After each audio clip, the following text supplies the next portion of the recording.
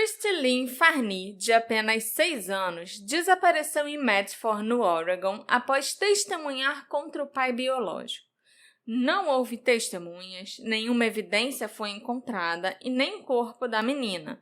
E esse caso está aberto há quase 5 décadas.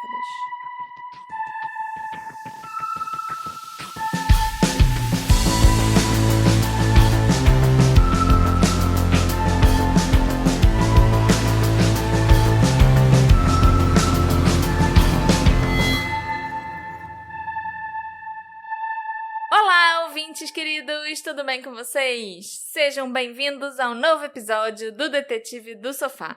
Eu sou a Marcela, a host desse podcast, e hoje a gente vai falar de um caso que não é nem um pouco famoso, mas que eu achei bastante intrigante, só assim de ler por alto, sabe, o que tinha acontecido, e eu resolvi me aprofundar nele, como eu sempre faço, Alexandre. Entendi, Marcela. Eu só queria dar um recado rapidinho. Se bem que eu falo recado, as pessoas pulam. Mas a gente tem tentado postar alguns vídeos no YouTube dos episódios. Então, na semana passada, o episódio do Zack, a gente postou o vídeo com a Marcela falando, gravando no nosso, abre aspas, estúdio. Com as imagens, né, do caso aparecendo. E aqui naquelas, eu tô tentando aprender, editar, coisa e tal, aprendendo uma coisa do zero de novo, que saco. Mas eu tô tentando fazer isso pra vai que a gente cresce um canal no YouTube, vai ser que a gente acha um público. Então, na semana passada... Me assistam! Achei que era isso que você falou. Na semana passada, a Marcela liberou o vídeo um dia antes da quinta-feira. Então deu pra ver no YouTube antes do que no podcast normal. É um spoiler pra vocês. E aí, fica aí esse aviso. Se inscreve lá no canal do Detetive do Sofá. Acompanha os vídeos, porque, de novo, a Marcela fala da pessoa, e eu boto a cara da pessoa na tela. Uau! Sabe? 3 horas Alta pra aprender. Tecnologia. 3 horas pra aprender a fazer isso no editor de vídeo. Se você até já viu, sei lá, dá play, esquece aberto, só pra ajudar a gente, né? Pra dar uma audiênciazinha e tal. A ideia vem que vai que o YouTube acha uma nova audiência pra gente. Entendeu? Mas nesse início a gente precisa da ajuda da galera pra inflar os números. Da galera raiz. Então assim, mas eu acho que tá maneiro. Eu acho que a gente tá cada vez mais arrumando um pouquinho o cenáriozinho. E muito importante, eu tô muito tentando não piorar a experiência em áudio. Essa é a última coisa que eu quero.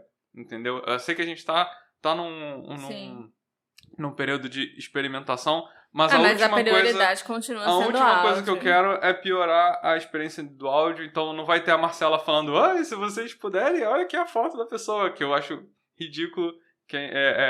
Vários podcasts gringos começaram a incluir o vídeo, porque todo mundo falou que era a grande novidade, e aí o conteúdo parece que ficou péssimo pra quem só escuta o áudio, porque os caras estão falando de coisas que só podem ser vistas e não descrevem, sabe?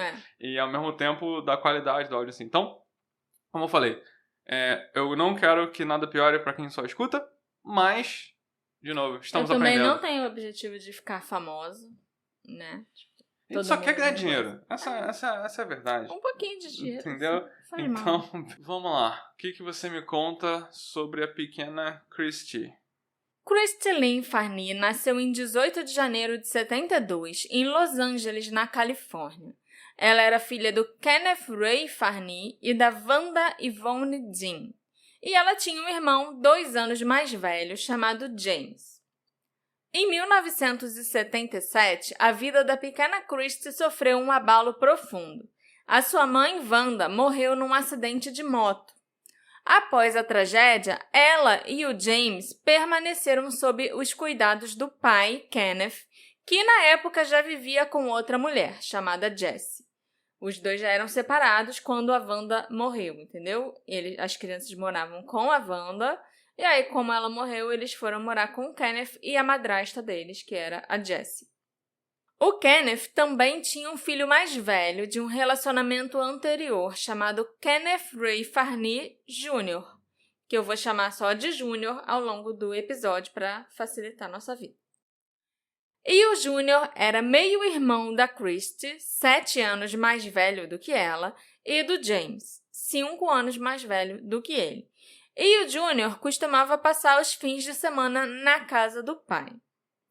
Em dezembro de 78, a Christy estava com apenas 6 anos e morava em Medford, no Oregon. Ela era uma menininha pequena, de rosto doce, cabelos castanhos lisos e traços delicados, o tipo de criança que aparentava até ser mais nova do que realmente era. Havia na Christy uma doçura tranquila que despertava nos adultos um instinto natural de proteção. A sua vida, no entanto, estava longe de ser simples, já que desde muito cedo a Christy enfrentava uma realidade familiar instável, marcada por conflitos e pela morte da mãe. Naquele mesmo ano, a Christy relatou às autoridades que ela estava sendo agredida fisicamente pelo pai, Kenneth. Os detalhes nunca foram tornados públicos, mas as acusações foram consideradas graves o suficiente para que ela e o James fossem retirados da custódia paterna. A Christy e o irmão foram colocados juntos num lar adotivo no quarteirão 50 da Rua Pitt, em Medford. O Júnior, como eu falei para vocês, não morava com o pai, ele só visitava nos fins de semana, então para ele nada mudou, certo? A Christy e o James estavam naquela casa, com aquela família adotiva, havia apenas 3 dias quando ela desapareceu. A família adotiva vivia a poucos quarteirões da residência do Kenneth, o que permitiu que a Christy e o James continuassem frequentando a mesma escola. Em meio a tantas mudanças e rupturas, a escola e o irmão eram as únicas constantes na vida da Christy. Ela foi descrita como uma menina de cerca de 1,12 m de altura, pesando aproximadamente 23 quilos, com cabelos e olhos castanhos. Ela tinha as orelhas furadas, uma cicatriz de queimadura no peito e apresentava um leve problema na fala. A Christy estava usando um vestido e uma parca com capuz no dia do desaparecimento, mas não há muitos detalhes sobre as roupas dela, as cores da roupa ou a mochila que ela foi para a escola, nem nada. Anos depois, o James concedeu entrevistas nas quais ele falou da ligação profunda que tinha com a irmã. Ele disse que a Christy era sua melhor amiga, que eles eram inseparáveis e que ele sempre tentou protegê-la. Segundo James, a Christy era carinhosa, amorosa, adorava brincar e rir, e o seu desaparecimento o devastou de forma irreversível. A Christy Farney foi vista pela última vez em Medford no dia 14 de dezembro de 78. Naquela manhã, uma assistente social a buscou no lar adotivo e a levou até um tribunal, onde a menina, de apenas 6 anos, prestou depoimento perante um grande júri. A Christy testemunhou contra o próprio pai, o Kenneth, relatando abusos físicos. Ela e o irmão James já tinham sido retirados da casa do pai poucos dias antes e tinham sido colocados num lar adotivo na Rua Pitt, onde estavam havia apenas 3 dias quando esse depoimento ocorreu. Era muita coisa para uma criança tão pequena enfrentar em tão pouco tempo. Após a audiência, contrariando o combinado inicial, a assistente social não levou a Christy direto para a escola.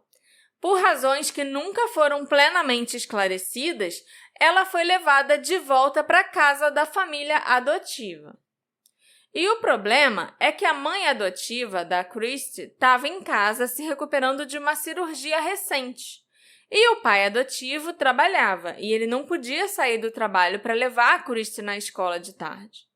Normalmente, ela fazia o trajeto até a escola acompanhada do irmão James, mas naquele dia ela precisou ir sozinha, algo incomum, especialmente considerando que ela ainda era nova naquela vizinhança e mal conhecia o caminho.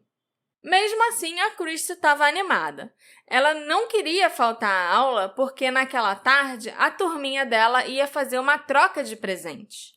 A menina tinha embrulhado um pequeno presente e saiu de casa determinada a chegar na escola primária Jackson, localizada a cerca de 1,5 km de distância entre a Rua Pitt e a 7th Street.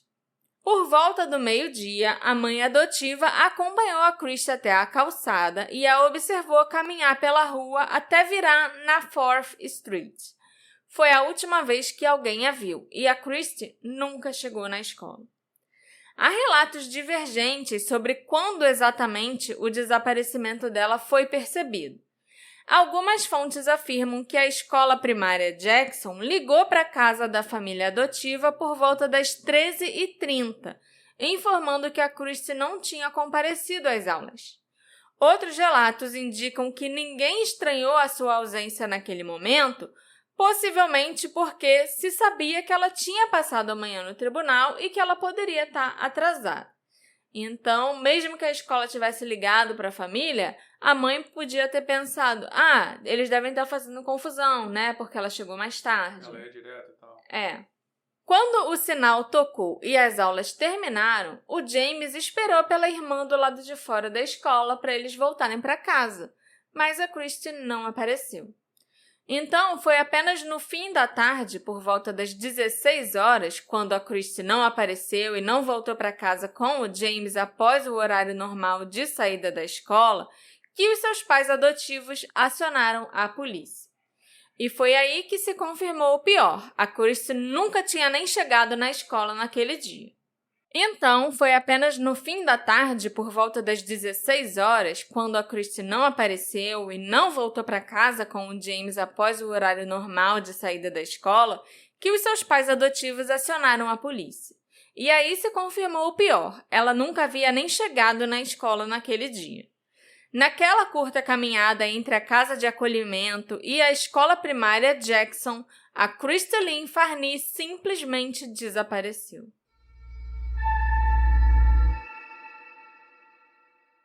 Assim que a polícia foi acionada, as buscas começaram imediatamente. Policiais, voluntários e vizinhos refizeram todas as rotas possíveis entre a casa da família adotiva e a escola, além do caminho até a casa do pai da Christie, o Kenneth, que também era próxima. Parques infantis, atalhos em áreas de mata, calçadas, valas e campos próximos foram minuciosamente examinados. Helicópteros sobrevoaram a região e cães farejadores percorreram o perímetro, mas nada foi encontrado. Ninguém relatou ter visto algo suspeito naquele dia. As buscas iniciais não encontraram pistas e as autoridades do Departamento de Polícia de Medford afirmaram que o intervalo entre o provável desaparecimento da Christie e o momento em que o caso foi oficialmente registrado prejudicou seriamente a investigação. O casaco da Christie não foi encontrado, nenhum objeto pessoal dela apareceu. Em outros casos, costuma surgir ao menos uma testemunha, alguém que viu uma criança sendo atraída por um carro ou entrando numa casa. Mas nesse caso não houve nada disso. Ninguém viu a Christie ser abordada, ninguém ouviu um grito, ninguém percebeu qualquer movimentação estranha.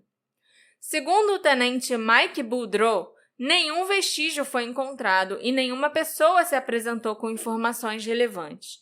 Para ele, trata-se de um caso particularmente estranho, não apenas pelas circunstâncias, mas porque se arrasta por quase 5 décadas sem resposta. A Christie simplesmente saiu de casa e nunca mais foi vista. Diante do vazio de evidências, restam apenas perguntas inquietantes. Será que ela se sentiu ansiosa por caminhar sozinha até a escola pela primeira vez, depois de já ter tido uma manhã tão estressante? Teria ela se escondido em algum lugar para se sentir segura? Ou será até que ela tentou voltar para a casa do pai? Nenhuma dessas hipóteses pôde ser confirmada. Diversas pessoas foram interrogadas ao longo da investigação, incluindo o pai da Christie e a família adotiva. Ainda assim, nenhum suspeito foi oficialmente nomeado. A sucessão de acontecimentos confusos e mal explicados abriu espaço para inúmeras possibilidades, e na ausência de provas, praticamente qualquer pessoa poderia, teoricamente, ter sido responsável pelo desaparecimento. A primeira pessoa investigada foi a mãe adotiva, afinal ela foi a última pessoa a ver a Christie. Alguns membros do Departamento de Polícia de Medford chegaram a levantar suspeitas sobre a família acolhedora, especialmente por causa do intervalo de horas entre o desaparecimento da menina e o registro oficial da ocorrência. Essa linha de pensamento alimentou teorias de envolvimento dos pais adotivos, mas nenhuma delas jamais foi comprovada. Após serem interrogados, tanto a mãe quanto o pai adotivo foram descartados como suspeitos. O James, o irmão da Christie, inclusive, continuou vivendo com eles por algum tempo depois do desaparecimento da irmã. A polícia também interrogou, é lógico, o pai da Christie, o Kenneth Farney, e a sua companheira na época chamada Jessie, além de outros membros da família. Todos cooperaram com a investigação e foram submetidos a interrogatórios formais. O Kenneth chegou a ser considerado o principal suspeito, sobretudo pelo fato da Christie ter desaparecido no mesmo dia que testemunhou contra ele. Ainda assim, segundo a polícia, não surgiu nenhuma evidência concreta que sustentasse essa suspeita. O Kenneth foi submetido a 2 testes de polígrafo e passou em ambos. De acordo com os investigadores, ele foi investigado minuciosamente, mas nada foi encontrado que indicasse o seu envolvimento no desaparecimento da filha. Apesar disso, vale lembrar que testes do polígrafo não são considerados provas definitivas de culpa ou inocência, e a gente sabe muito bem que eles podem ser influenciados por diversos fatores. Com a Christie desaparecida, o processo por abuso infantil contra o pai acabou sendo arquivado. Não está claro se isso ocorreu diretamente por causa do desaparecimento da menina ou por falta de provas suficientes para sustentar as acusações. Alguns policiais chegaram a afirmar que as denúncias pareciam se referir a um caso de disciplina rígida que teria ido longe demais. Uma avaliação que reflete também a forma como o abuso infantil era encarado naquela época, muito diferente dos parâmetros atuais. Mas essa constatação levanta perguntas incômodas. O que exatamente a Christie relatou?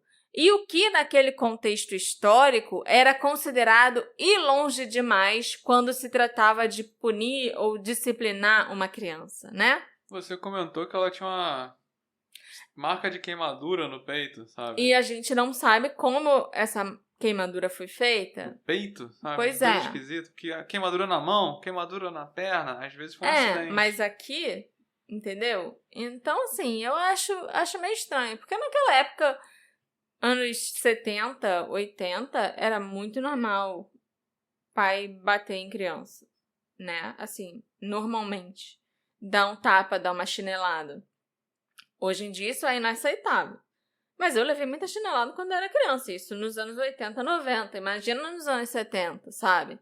E aí, pra gente chegar ao ponto da criança relatar que ela estava sendo agredida, dela ser tirada da casa do pai e abrirem um inquérito e fazerem a criança depor e chegar a esse ponto nos anos 70... O que será que não aconteceu? Exatamente. Eu acho meio estranho, entendeu?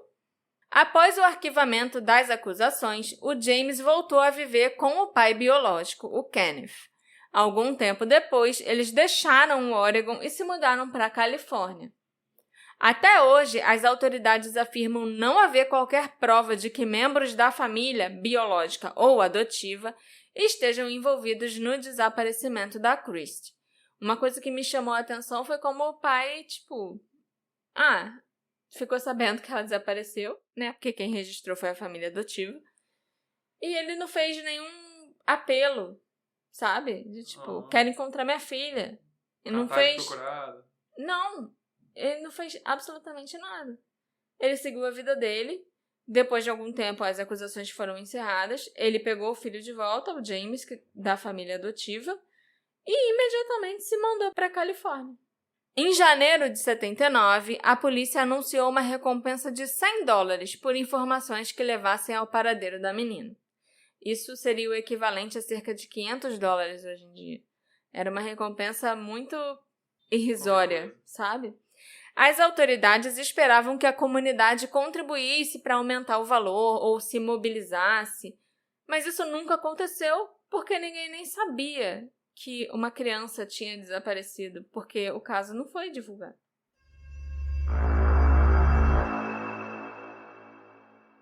Em 1983, o desaparecimento da Christie voltou a chamar a atenção das autoridades após uma confissão inesperada. Investigadores viajaram até o Texas depois que um homem afirmou ter sequestrado e assassinado a menina. Esse homem era o Henry Lee Lucas, um serial killer famoso que ganhou documentário do Netflix e outras coisas, né? Naquela época, o Henry Lee Lucas já era conhecido nacionalmente por confessar centenas de assassinatos. Policiais e detetives de todo o país faziam fila para interrogá-lo, embora as suas declarações apresentassem sérios problemas de credibilidade. Ele mudava versões com frequência e demonstrava conhecimento de crimes que, mais tarde, se descobriu terem sido retirados diretamente de arquivos policiais aos quais ele teve acesso. Em 83, quando Henry começou a confessar assassinatos em série, o contexto era crucial.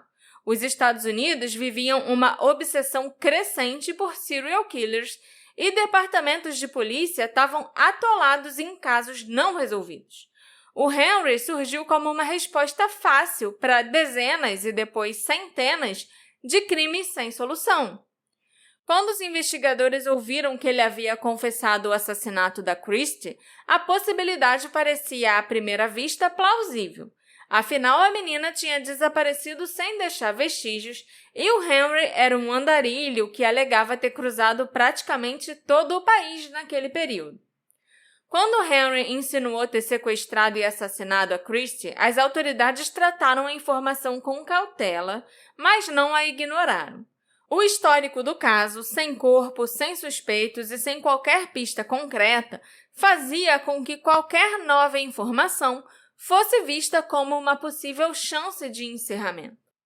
A primeira grande busca ocorreu em dezembro de 83, após o Henry afirmar que havia enterrado o corpo da Christie numa área montanhosa remota, próxima à fronteira entre o Oregon e a Califórnia. Investigadores dos dois estados se mobilizaram para vasculhar regiões de mata fechada, trilhas pouco usadas e áreas de difícil acesso, típicas de locais frequentemente citados pelo Henry em outras confissões. As equipes trabalharam por dias, utilizaram mapas topográficos, dividiram a área em quadrantes e realizaram varreduras a pé, além de escavações pontuais em locais indicados como possíveis pontos de enterro. Mas nenhum vestígio humano foi encontrado. Não havia ossos, roupas, objetos pessoais ou qualquer indício de que uma criança tivesse passado por ali. Diante do fracasso, o Henry alterou a sua versão. Num segundo momento, ele afirmou que o corpo da Christie não estava nas montanhas, e sim enterrado numa área ao norte de Medford, dentro do próprio estado do Oregon. Essa nova informação levou a outra operação de busca, dessa vez mais localizada, envolvendo terrenos baldios, áreas rurais e pontos isolados próximos a estradas secundárias. Novamente, as equipes escavaram o solo, analisaram irregularidades no terreno e verificaram locais que se encaixavam na descrição vaga fornecida pelo Henry. E o resultado foi o mesmo: absolutamente nada. A ausência total de evidências começou a levantar suspeitas mais sérias sobre a veracidade da confissão. Mesmo assim, a polícia decidiu fazer uma terceira tentativa. Investigadores voltaram a conversar com o Henry, levando mapas detalhados, solicitando que ele apontasse com precisão o local exato onde teria enterrado a menina, algo que poderia, ao menos em teoria, diferenciar uma confissão real de uma inventada. Mas, dessa vez, o Henry se recusou a cooperar. Ele não indicou novos locais, não esclareceu contradições e não forneceu qualquer detalhe adicional que pudesse ser verificado de forma independente. Esse padrão não era novidade. Naquele mesmo período, o Henry confessava crimes em série a uma velocidade alarmante. Às vezes, confessava vários assassinatos por dia. Ele demonstrava um talento peculiar para ler os investigadores. Ele ajustava as suas respostas de acordo com reações faciais, silêncios e perguntas direcionadas. Em muitos casos, ele até acabou tendo acesso direto a arquivos policiais, o que lhe permitia repetir detalhes que só o assassino deveria saber, o que criava a ilusão de confissões confiáveis. Com o passar do tempo, jornalistas e promotores começaram a perceber o absurdo logístico das alegações. Para que o Henry tivesse cometido todos os crimes que lhe foram atribuídos, teria sido necessário percorrer dezenas de milhares de quilômetros em intervalos impossíveis, muitas vezes estando comprovadamente em outro estado ou até trabalhando quando ele dizia ter matado alguém. Praticamente o Papai Noel. Papai Noel do crime. Testes de DNA realizados anos depois descartaram a sua participação em diversos homicídios que tinham sido resolvidos com base apenas na sua palavra. No fim, o Henry foi condenado formalmente por apenas 11 assassinatos, um número drasticamente menor do que os centenas de assassinatos que ele confessou. Mesmo entre investigadores experientes, consolidou-se a percepção de que o Henry misturava crimes reais, crimes inventados e informações absorvidas durante os interrogatórios. No caso da Christie, o veredito das autoridades foi definitivo. Não havia absolutamente nenhuma evidência física, testemunhal ou circunstancial que ligasse o Henry Lee Lucas ao desaparecimento da menina. A sua confissão não resistiu a nenhuma verificação independente. As buscas, embora feitas com seriedade, acabaram sendo vistas como mais um exemplo do padrão que se repetia em outros casos ligados ao Henry: versões mutáveis, locais imprecisos e ausência total de provas. No caso da Christie, a confissão não apenas falhou em trazer respostas, ela consumiu tempo, recursos e energia investigativa, prolongando ainda mais a dor de uma história que já parecia marcada por becos sem saída. Diante do desaparecimento da Christie, investigadores passaram a revisitar nomes de criminosos conhecidos por atacar crianças na região. E um deles se destacou imediatamente, o Manny Cortez.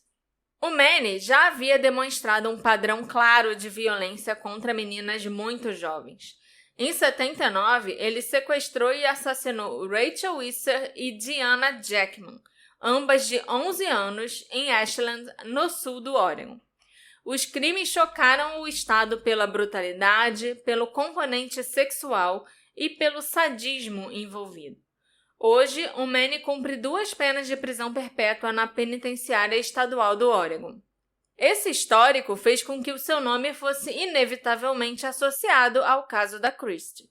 Embora o desaparecimento dela tenha ocorrido anos antes, o Manny mantinha ligações com o Vale do Rogue, uma região próxima a Medford, onde a Christie sumiu. Para os investigadores, isso levantava uma possibilidade incômoda, a de que o Manny pudesse já estar ativo na região antes dos seus crimes comprovados. Mas havia lacunas importantes. Não foi possível confirmar se o Manny estava em Medford em 14 de dezembro, o dia do desaparecimento da Christie.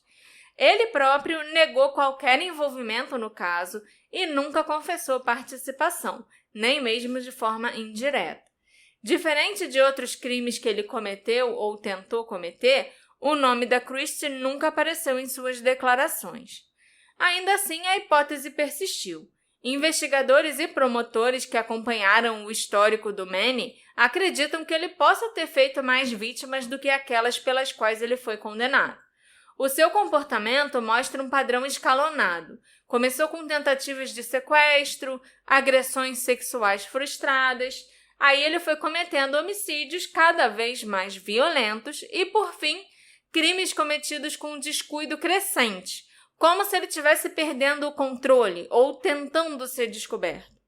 Esse padrão levanta uma pergunta inquietante no caso da Christie.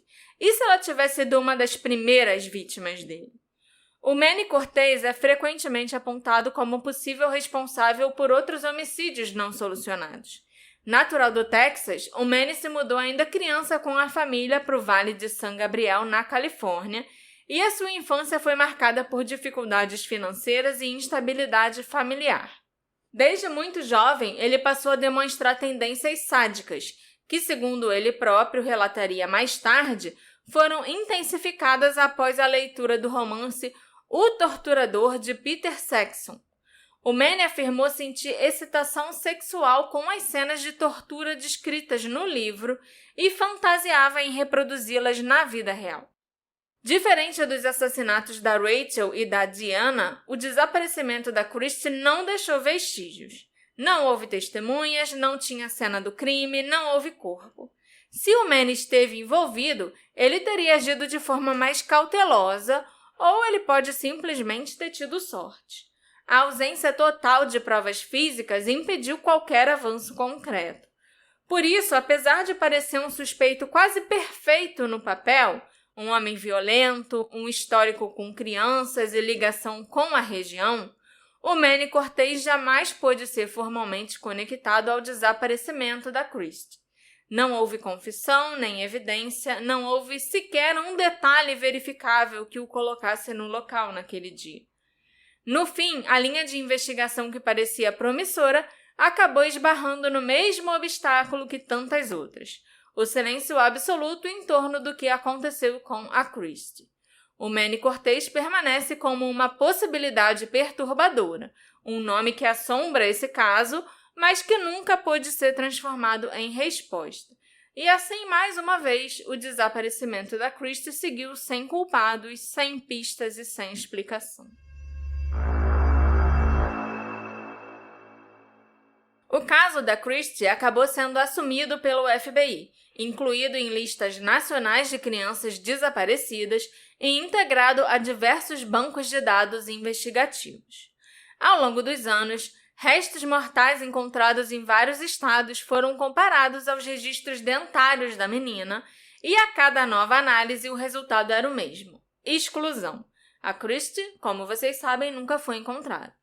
Com o passar das décadas, o arquivo do caso permaneceu oficialmente aberto, envelhecendo, mas nunca oficialmente abandonado.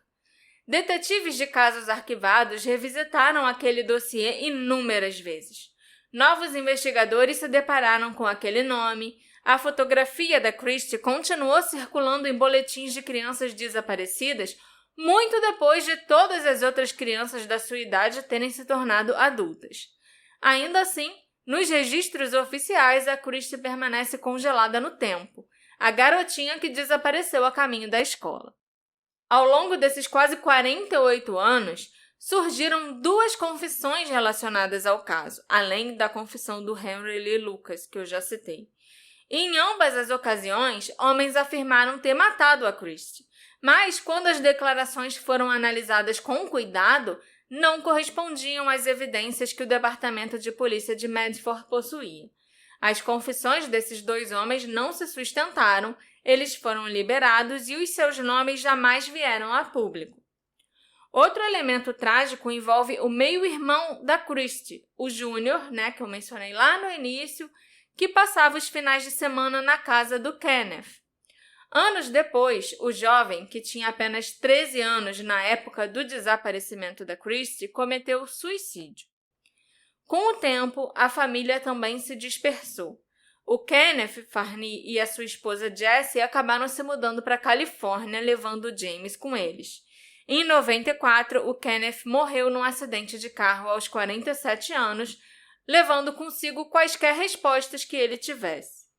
Em 2008, o Departamento de Polícia de Medford reabriu oficialmente o caso da Christie, hoje reconhecido como o caso de criança desaparecida mais antigo do condado de Jackson, no Oregon. Familiares ainda vivos foram reentrevistados na tentativa de identificar qualquer detalhe que pudesse ter passado despercebido ao longo dos anos. Apesar disso, poucas informações foram divulgadas ao público e nenhuma nova pista concreta veio à tona. Uma das teorias mais persistentes nesse caso sugere que a Christie possa ter sido levada por alguém da própria família extensa, como uma tentativa desesperada de afastá-la da instabilidade e da turbulência que marcavam a sua vida familiar naquele período. Mas nenhuma evidência concreta jamais surgiu para sustentar essa hipótese. Investigadores também consideraram a possibilidade de que um outro membro da família tivesse levado a menina, não necessariamente com intenção criminosa, mas talvez como um ato de proteção ou até de vingança contra o pai da Christie, o Kenneth. Ainda assim, os motivos nunca ficaram claros e nenhuma linha investigativa conseguiu avançar além da especulação. Dentro dessa teoria surgem duas possibilidades distintas. A primeira é a de que a Christie tenha sido retirada da situação em que vivia para escapar de abusos e levada para um local seguro e criada longe de Medford. Nesse caso, eu me perguntaria por que então levaram só a Christie? Por que não levaram o James também? Que também estava ali naquela situação, né? A segunda é muito mais sombria e sugere que um familiar não identificado possa ter levado a menina e posteriormente a matado. Há quem prefira acreditar na versão menos cruel. A ideia de que alguém da família materna, por exemplo, talvez sem respaldo legal para intervir, mas movido por compaixão, tenha decidido agir por conta própria. Em 78, uma simples mudança de sobrenome em outro estado poderia, de fato, significar uma vida completamente nova, sem registros digitais e sem rastros fáceis de seguir. O tenente Mike Boudreau afirmou o seguinte: uma teoria que as pessoas ainda acreditam ser verdadeira é que ela tinha família no leste do país que queria tirá-la daquela situação aqui em Medford. Talvez um desses familiares tenha feito a viagem até aqui para buscá-la. Ainda segundo o tenente Mike Boudreau, a polícia de Medford entrou em contato com parentes da Christie que viviam na costa leste, mas nenhuma informação relevante veio à tona. Sabe-se que tanto a família materna quanto a família paterna se preocupavam com a Christie e com o seu irmão James. Mas, na época, todos viviam longe na costa leste e nenhuma evidência indicou que algum deles tenha estado em Medford no período do desaparecimento. Como não há provas conclusivas, a polícia nunca descartou totalmente a possibilidade de que a Christie tenha sido vítima de um assassino em série. Essa hipótese chegou a ser considerada ao longo dos anos, só que mais uma vez nenhuma evidência concreta surgiu para sustentar. Resta então a pergunta inevitável: e se a Christie tivesse sido raptada por um completo estranho? É impossível ignorar decisões que, à luz de hoje, parecem difíceis de compreender. Por que a assistente social não levou a Christie direto para a escola depois da audiência, como tinha sido combinado? E, ao invés disso, ela levou a Christie de volta para o lar adotivo e a menina teve que ir sozinha para a escola. É verdade que nos anos 70 era completamente normal que crianças pequenas andassem sozinhas por aí, fossem sozinhas para a escola ou até na loja da esquina, sei lá. Esse comportamento fazia parte da normalidade da época. Ainda assim, a Christie não era uma criança qualquer naquela manhã. Ela tinha acabado de passar por uma audiência delicada, envolvendo relatos de abuso. Ela era uma menina vulnerável, emocionalmente exposta, que claramente deveria ter recebido proteção extra. A distância entre a casa dos pais adotivos e a escola não era insignificante. Quase 1,5 km, atravessando um bairro residencial inteiro. Mesmo considerando os padrões da época, é doloroso imaginar uma criança de 6 anos caminhando sozinha esse trajeto depois de uma manhã tão difícil. No fim das contas, o sistema acabou falhando com a Christie, como falhou com tantas outras crianças antes e depois dela. A mensagem implícita parecia ser: você acabou de passar por algo assustador e agora vai para a escola, se vira sozinha, sabe? A Christie provavelmente estava assustada, confusa e emocionalmente fragilizada. Se em algum momento ela se perdeu ou demonstrou insegurança, isso poderia ter sido percebido por alguém mal intencionado sob o disfarce de ajuda. Num bairro residencial cercada por casas comuns, Quem poderia imaginar quem estava observando?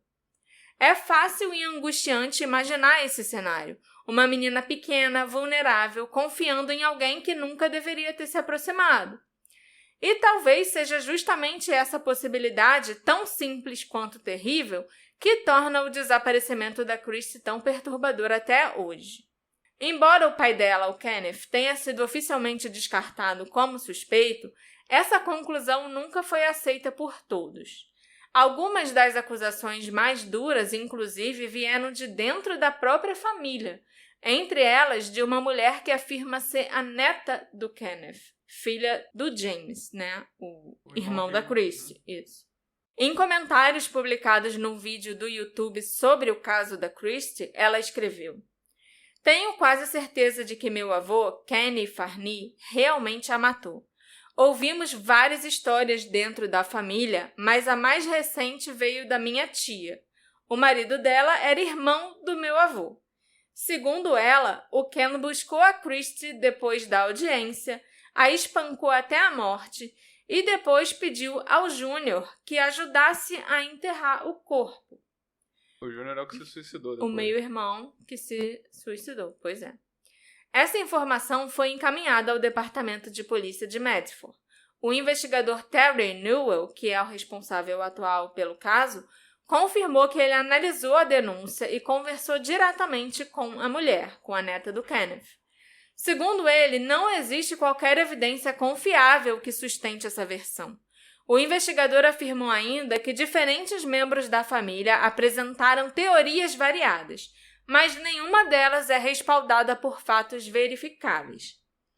Ainda assim, essa acusação chama a atenção pela gravidade e pela coincidência temporal. A Christie desapareceu no mesmo dia que ela testemunhou contra o pai. Para alguns, isso não parece um detalhe irrelevante. Para mim, principalmente. A própria autora dos comentários insiste que ela não teria motivo para mentir. Ela afirma que após a morte do avô e de outros familiares, uma tia teria finalmente se sentido segura para contar a história. E, segundo essa versão, o Kenneth teria perdido o controle depois da audiência. Ele teria forçado a Christie a entrar no carro e a teria agredido violentamente. A participação do meio-irmão Júnior no suposto enterro do corpo também é mencionada, embora nunca tenha sido confirmada. E isso também poderia ser um motivo para o Júnior ter cometido suicídio tão jovem. Ele só tinha 20 e poucos anos quando ele tirou a própria vida. Tinha 13? Ele tinha 13 quando ela desapareceu. No dia que a Christie desapareceu, ele tinha 13. E teria sido quando ele ajudou, né, a enterrar. E anos depois, quando ele tinha 20 e poucos anos, foi quando ele tirou a própria vida. E uma outra coisa que essa neta, né, suposta neta do Kenneth mencionou é como ninguém na família inteira mencionava o Júnior, sabe? É como se quisessem apagar ele da história. Tudo bem que, assim, ele nunca teve filhos, ele era o filho mais velho do Kenneth, com um dos primeiros relacionamentos, né, que ele teve. Mas, assim, ele passava todo final de semana com o pai, ele tinha contato com o James, mas parece que simplesmente tentaram apagar ele dos registros familiares. Ninguém falava no Júnior, sabe? E ela sempre achou isso meio estranho. Há ainda questionamentos recorrentes levantados por outros membros da família. Se o Kenneth era inocente, por que ele nunca falou publicamente sobre o desaparecimento da filha? Por que ele e a esposa, né, a madrasta da Christie e do James, a Jessie, nunca deram entrevistas ou pediram ajuda à imprensa? E por que eles se mudaram logo depois como se nada tivesse acontecido? Essas perguntas alimentam suspeitas, mas não substituem evidências. Investigadores, por sua vez, afirmam que todas as pessoas citadas nessas acusações foram interrogadas, que não havia álibis inconsistentes comprovados e que nenhum elemento material jamais apontou para o Kenneth como responsável pelo desaparecimento.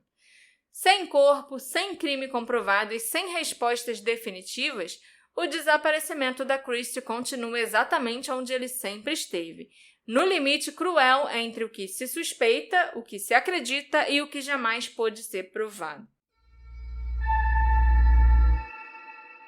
Quase 50 anos depois, o caso da Christie Farney permanece oficialmente em aberto, sem respostas, sem corpo e sem uma verdade definitiva. O tenente Mike Boudreau, do Departamento de Polícia de Medford, questionou: é possível sequestrar e assassinar uma criança e depois esconder o corpo? Sim, até é, mas na maioria das vezes alguma coisa acaba sendo encontrada, e nesse caso nós não descobrimos absolutamente nada. Apesar do desgaste natural do tempo, a polícia afirma que nunca abandonou o caso. Ele passou de detetive para detetive ao longo das décadas, sempre com a esperança de que um novo olhar pudesse enxergar algo que passou despercebido antes, sabe?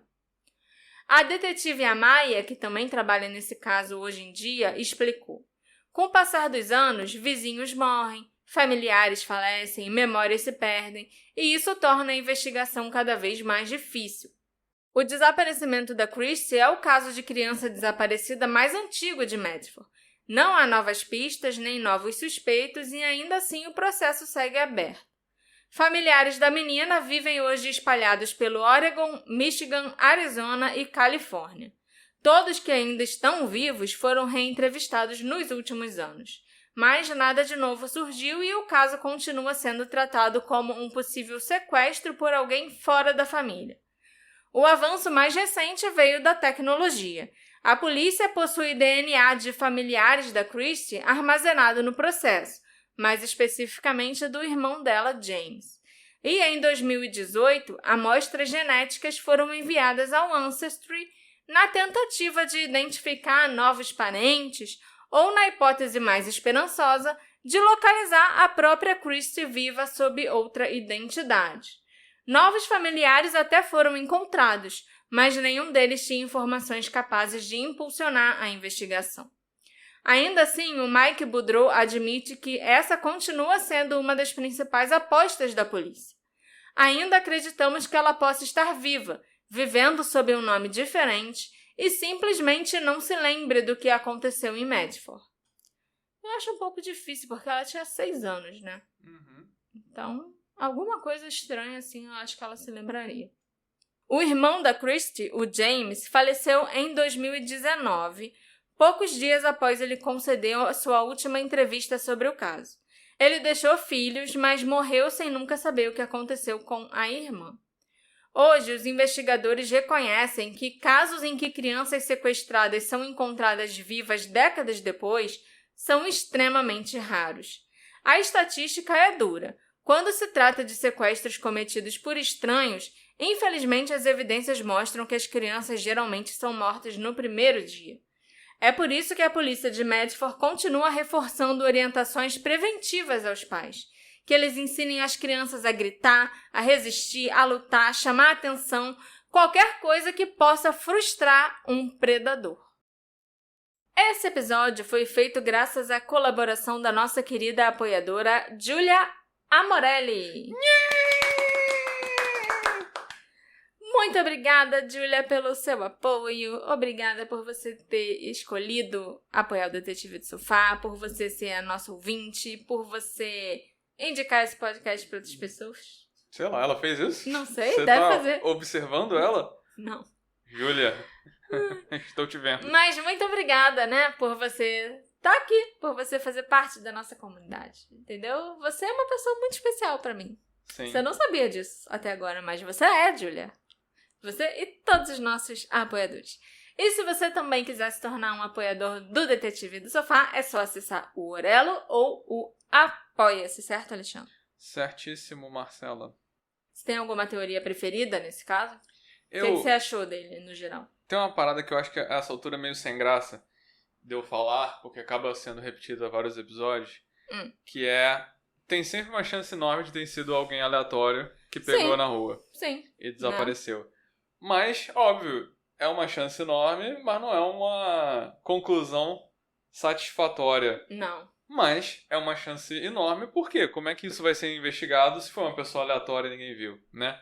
Mas eu acho toda a história do pai muito esquisita e no sentido de você falou que ele se mudou, ele parece que nunca ligou. Eu até, no meio do episódio, eu fiquei com essa dúvida, assim, se o pai não se importa, o irmão é uma criança, por que a polícia tá investigando tanto ainda se parece que não tem ninguém pra ficar movimentando isso, entendeu? Mas a polícia ficou muito sentida, sabe? Com muita pena daquela menininha. Parece que eles pegaram pra eles essa responsabilidade sim, mesmo. Exatamente. Que muita gente com família viva não tem. E depois, quando o James cresceu, ele também virou um advogado, né? Da irmã, pela irmã. Sim, mas como eu falei, Mas na época foi a polícia por si só. Exatamente. Pareceu, pelo tanto que a polícia fez, depois eu acabei chegando nessa conclusão que a polícia queria fazer isso A tudo. família adotiva também colaborou, né, com o processo, assim, de tentar ajudar ao máximo que eles podiam, mas as crianças só estavam com eles há 3 dias, então, assim, eles também ainda nem conheciam tão bem as crianças, ainda não tinham se familiarizado, se acostumado com elas. Essas casas, essas foster homes também, a gente chama de família adotiva e tal, mas geralmente é quase um depósito de criança que fica trocando e tal. Não necessariamente quer dizer que essa ia ser a família deles pra sempre. Nessa época, não seria. Era só realmente provisório enquanto tava resolvendo a questão lá do pai, se ia ter julgamento e se ia adiante e tal. Mas essa família específica, esse casal que ficou com o James e a Christie, o nome deles não foi revelado, mas pelo que eu entendi, assim, de ver a polícia falando, eles só foram, sei lá, selecionados por algum motivo para acolher aquelas 2 crianças. Eles não tinham um monte de criança com eles. Depois disso, eles ficaram ainda um tempo com o James e eles meio que se traumatizaram e nunca mais quiseram.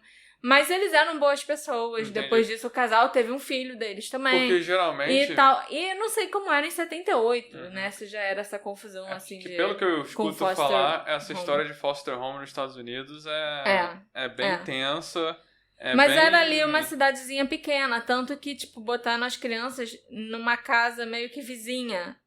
Eles não precisaram mudar de escola. Tentaram manter a rotina mais normal possível e deixar eles ainda próximos ali da vida que eles tinham, entendeu? Às vezes... Foi uma situação diferente. E às vezes pode ter sido que facilitou para uma pessoa pegar, né? Sim, uma pessoa de perto, né? Sim, não uma de pessoa aleatória. Mas é isso, eu ainda acho muito estranho a história do pai. Eu também acho. A polícia fala que não achou nada, mas a gente não sabe. A gente não sabe quanto ele e a madrasta foram realmente investigados e se eles tinham álibi. Quais eram os álibis? A gente não tá por dentro disso. Então, acaba que a gente também não... A gente não pode acreditar 100% quando a polícia elimina alguém. Sabe? Será que foi o pai quem sequestrou e matou a Christie, furioso por ela ter testemunhado contra ele? Poderia ter sido algum parente distante que a sequestrou para afastá-la dos conflitos familiares que ela estava vivenciando? Ou foi um sequestro totalmente aleatório?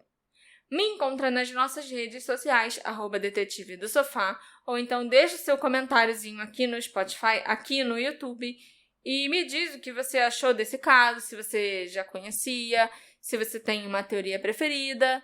E é isso aí, né? Você falou, será que foi o pai quem sequestrou? Eu me toquei que o nome dele é Ken. Então, será que foi o pai quem sequestrou? A gente se encontra na próxima investigação. Tchau, tchau. Tchau, tchau.